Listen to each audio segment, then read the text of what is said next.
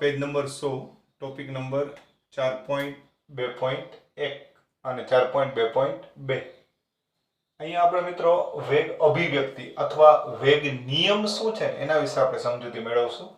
તો વેગ અભિવ્યક્તિ અથવા વેગ નિયમ સાથે સાથે વેગ અચળાંક જે છે એની પણ આપણે ચર્ચા કરવી છે.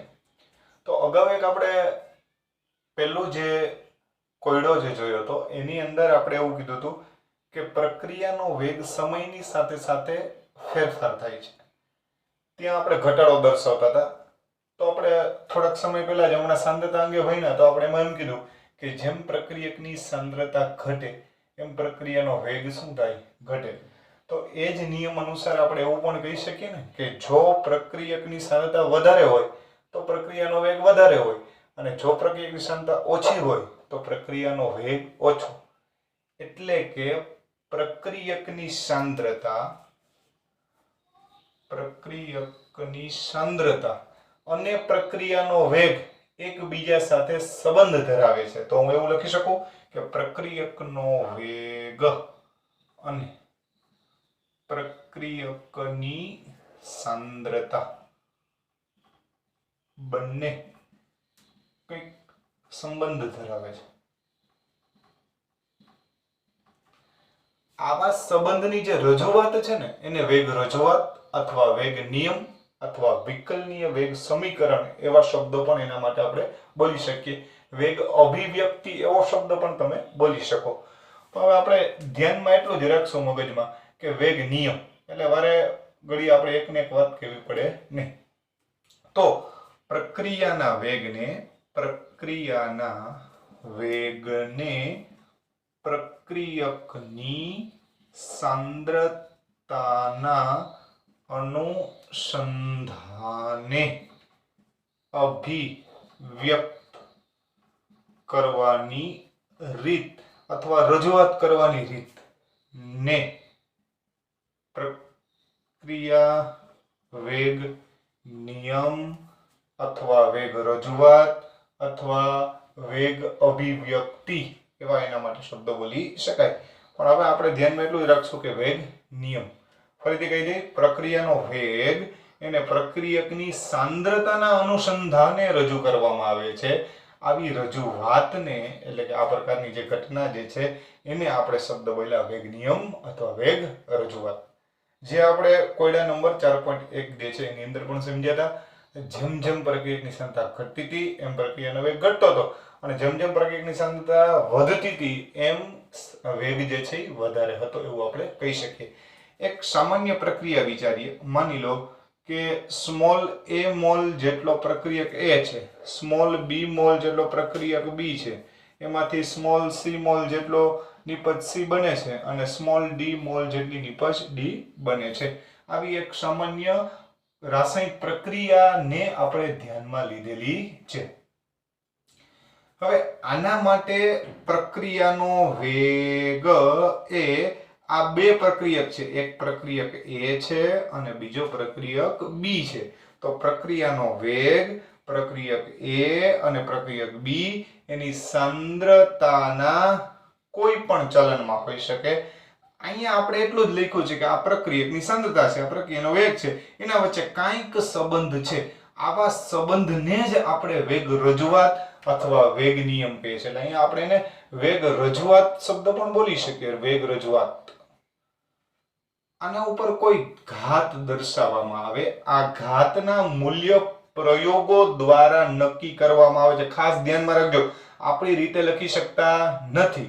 બીજું, આ x અને y A અને B એટલે કે પ્રક્રિયકના તત્વયોગમિક ગુણાંક એની હારે સંબંધ ધરાવતા હોય પણ ખરા અને ન પણ ધરાવતા હોય. એટલે ખાસ ધ્યાનમાં રાખજો, x અને y બંને પ્રાયોગિક રીતે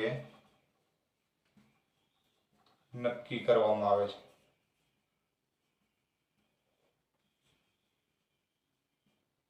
એટલે અહીંયા એટલું ધ્યાનમાં રાખવાનું કે આ ટોટલી ચર્ચા છે ને એ ખરેખર પ્રાયોગિક છે. એટલે પ્રયોગો વગર આ વાત આપણે લખી શકીએ નહીં.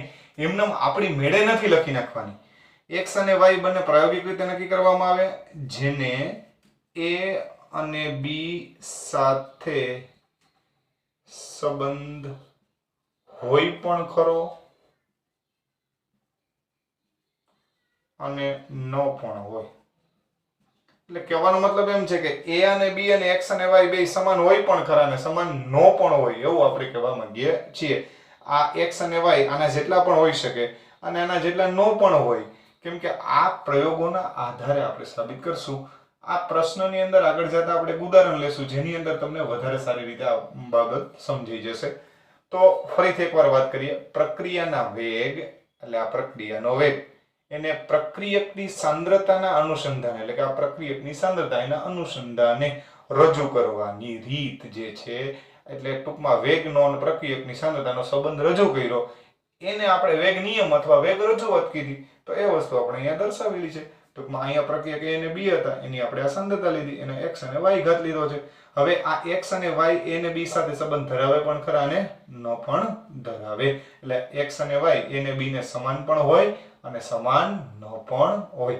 એનો તમામ આધાર પ્રયોગો ઉપર રહેશે. એમને આપણે કોઈ ચર્ચા કરી શકતા નથી. હવે પ્રપોઝનલ તો કાઢવું હોય તો દર વખતેની જેમ આપણે અચળાંક મૂકીએ છીએ. તો અહીંયા પણ આપણે લખશું કે વેગ બરાબર k a raised to x b raised to y, જ્યાં k એ સમપ્રમાણતાનો અચળાંક છે. આવા અચળાંકને આપણે અહીંયા વેગ અચળાંક કહેશું. એટલે આપણા ટોપિકની અંદર બે ટોપિક છે, વેગ અભિવ્યક્તિ અથવા વેગ નિયમ અને બીજો શબ્દ છે વેગ અચળાંક. તો આ k છે એ વેગ અચળાંક છે. તો k વેગ અચળાંક જે છે, આ વેગને આપણે તમને ખબર હોય તો અગાઉ આપણે શીખી ગયા કે પ્રક્રિયા હોય તો -dr/dt નિપજ હોય તો dp/dt લખતા હતા. એ જ રીતે આને દર્શાવી શકાય કે a raised to x b raised to y. અહીં સમપ્રમાણતાના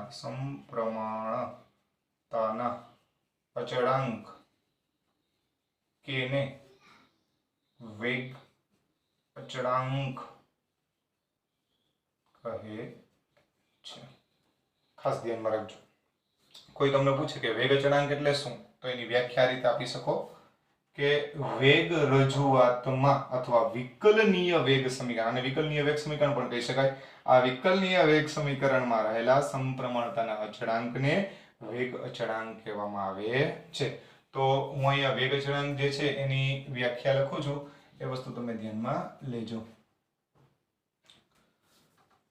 વિકલનીય વેગ સમીકરણમાં રહેલા સમપ્રમાણતાના અચળાંકને વેગ અચળાંક કે કહે છે. તો આ ખાસ ધ્યાનમાં રાખજો. વિકલનીય વેગ સમીકરણ એટલા માટે કે અહીંયા -dr/dt બરાબર k a raised to x અને b raised to y આપણે લખ્યું, જ્યાં k છે એને આપણે વેગ અચળાંક શબ્દ બોલ્યો. હજી એક બીજી વાત, જે પ્રક્રિયા માટે વેગ બરાબર વેગ અચળાંક બને, આવું ક્યારે મિત્રો બને? માની લો કે પ્રક્રિયકની સાંદ્રતા 1 મોલર લઈ, પ્રક્રિયકની સાંદ્રતા 1 મોલ લઈ, તો આ 1 મોલ ની એની x ઘાત, 1 મોલ એની y ઘાત, 1 ની ગમે એટલી ઘાત આવે તો જવાબ કેટલો આવે? 1. એનો મતલબ એમ થયો કે વેગ બરાબર વેગ અચળાંક થયો. તો જે પ્રક્રિયા માટે વેગ બરાબર વેગ અચળાંક બને તેવા વેગ અચળાંકને વિશિષ્ટ વેગ અચળાંક કહે છે. આ તમને ખાસ MCQ જે છે એની અંદર કામ લાગ્યો છે. ટેક્સ્ટ બુકમાં મુદ્દો નથી, પણ તમે ધ્યાનમાં રાખજો કે જે પ્રક્રિયા માટે વેગ અને વેગ અચળાંક સમાન બને, અને વેગ અને વેગ અચળાંક ક્યારે બને? જ્યારે પ્રક્રિયકની સાંદ્રતા 1 મોલર જેટલી લેવામાં આવેલી હોય ત્યારે આ પ્રકારની તમને ઘટના જોવા મળશે. આમ વેગ નિયમ, વેગ રજૂઆત અથવા વિકલનીય વેગ સમીકરણ એટલે શું? તો આપણે એવું કહી શકીએ, પ્રક્રિયાનો વેગ પ્રક્રિયકની સાંદ્રતાના અનુસંધાને રજૂ કરવામાં આવે એવી રીત એને વેગ નિયમ અથવા વેગ રજૂઆત, અથવા સારી રીતે કહેવું હોય તો એમ પણ કહેવાય, જે પ્રક્રિયાનો વેગ તેના પ્રક્રિયકની સાંદ્રતાના કોઈ ઘાતાંક સ્વરૂપે રજૂ કરવામાં આવે તો તો એને આપણે વેગ નિયમ, વેગ રજૂઆત અથવા વિકલનીય વેગ સમીકરણ તરીકે દર્શાવીએ છીએ. તો કીધું એ પ્રમાણે કે ભાઈ અહીંયા પ્રક્રિયાનો વેગ એ પ્રક્રિયકની સાંદ્રતાના અનુસંધાને આપણે રજૂ કર્યું. એટલે લખવું હોય તો આમ લખી શકાય. આમ વેગ નિયમ એ એવી અભિવ્યક્તિ છે, આ વેગ નિયમ એ એવી અભિવ્યક્તિ છે કે જેમાં પ્રક્રિયાનો વેગ પ્રક્રિયકની સાંદ્રતાના પર્યાયમાં દર્શાવવામાં આવે. આ પ્રક્રિયકની સાંદ્રતા એના પર્યાય સ્વરૂપે આપણે પ્રક્રિયાના વેગને દર્શાવેલો છે, જેમાં દરેક પર્યાય પર કોઈક ઘાતાંક મૂકવામાં આવે છે. આ ઘાતાંક છે એ આ સંતુલિત પ્રક્રિયા, એટલે આપણે જે સામાન્ય પ્રક્રિયા લખી હતી એને સામાન્ય પ્રક્રિયા AA plus BB tends to CC plus DD, આ પ્રક્રિયાના તત્વ યોગમિતીય ગુણાંકો જે છે એને સમાન હોય પણ ખરા અને ન પણ હોય.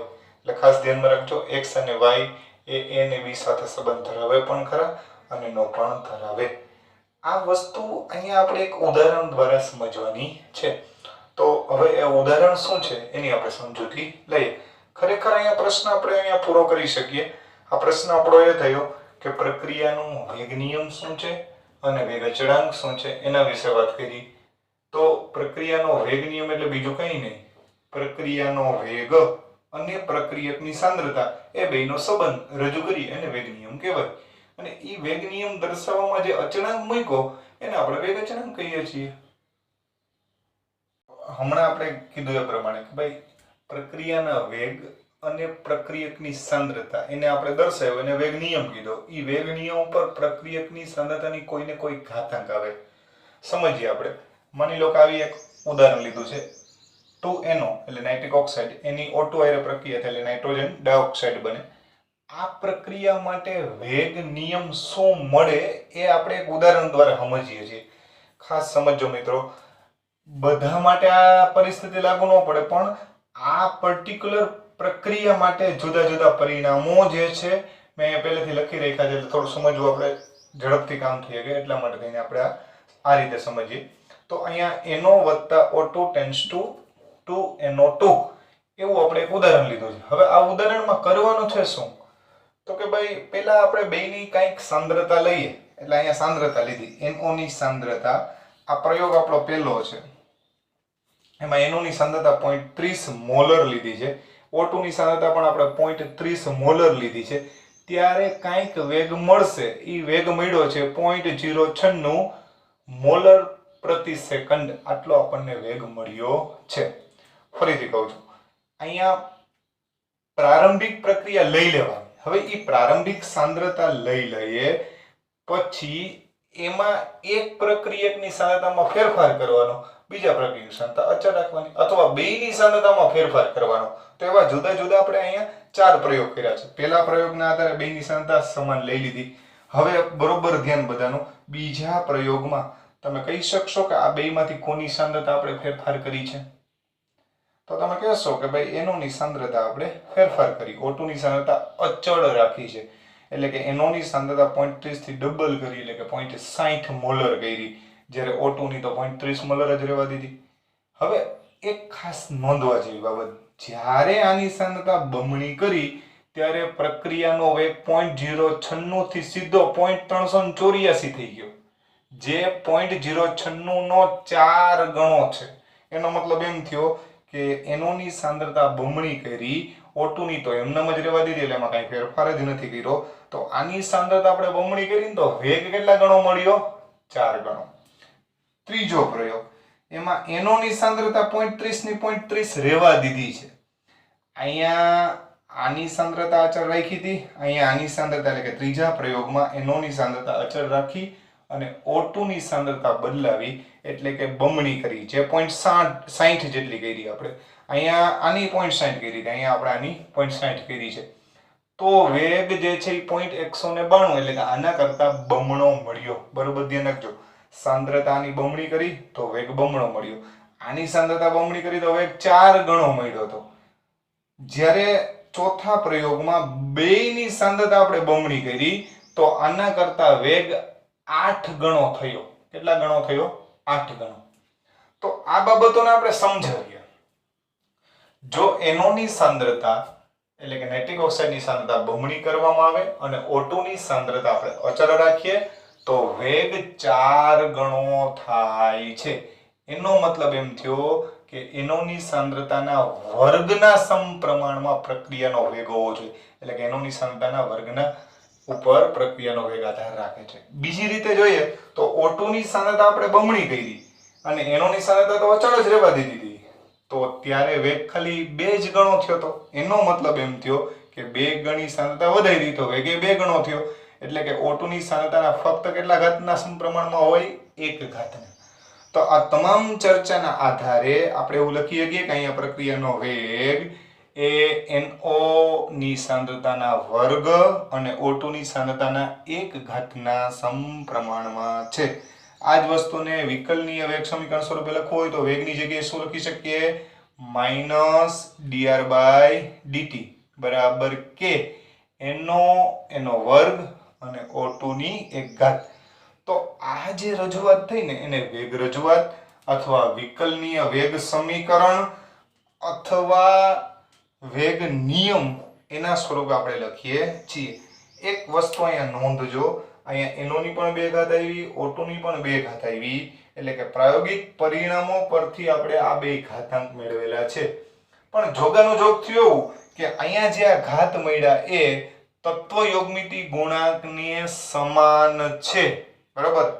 એનો મતલબ એમ થયો કે અહીંયા આપણે આ જે સહગુણક એટલે કે તત્વયોગમિતિ ગુણાંકો જે લીધા હતા, અહીંયા 2 હતો, અહીંયા 1, અહીંયા 2, અને વેગ નિયમ જે હમણાં આપણે તારવ્યો, વેગ નિયમ આવો મળ્યો આપણે, વેગ બરાબર કે NO જે છે એની 2 ઘાત અને O2 ની 1 ઘાત.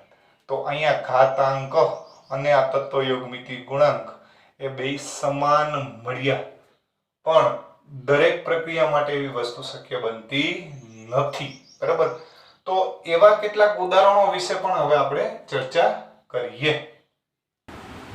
તો આગલું ઉદાહરણ જોઈએ, એમાં તત્વયોગમિતિ ગુણાંક અને ઘાતાંક જે છે એ સમાન થયા. પણ અન્ય કેટલાક ઉદાહરણો જોઈએ કે આ ક્લોરોફોર્મ અને ડાઇક્લોરિન પ્રક્રિયા થાય તો કાર્બન ટેટ્રાક્લોરાઇડ HCl CHCl3, આ Cl અને H દૂર થશે એટલે એક Cl આમાં દાખલ થાય તો CCl4 HCl. તો આ પ્રક્રિયાનો વેગ નિયમ ભાઈ પ્રાયોગિક રીતે નક્કી કરેલો છે, આપણી રીતે લખવાનો નથી. ધ્યાનમાં રાખજો. તો એનો વેગ નિયમ જેમ આગળ પ્રયોગ દ્વારા સમજાય એ જ રીતે આનો પણ પ્રયોગ દ્વારા સમજૂતી રજૂ કરી અને વૈજ્ઞાનિકોએ દર્શાવેલો છે. વેગ બરાબર કે CHCl3 એની 1 ઘાત અને Cl2 એની અડધી ઘાત. તો અહીંયા તમે મિત્રો માર્કિંગ કરો, આ ક્લોરોફોર્મનો સહગુણક 1 છે તો અહીંયા પણ ક્લોરોફોર્મની 1 ઘાત આવી, પણ Cl2 નો સહગુણક તો 1 છે.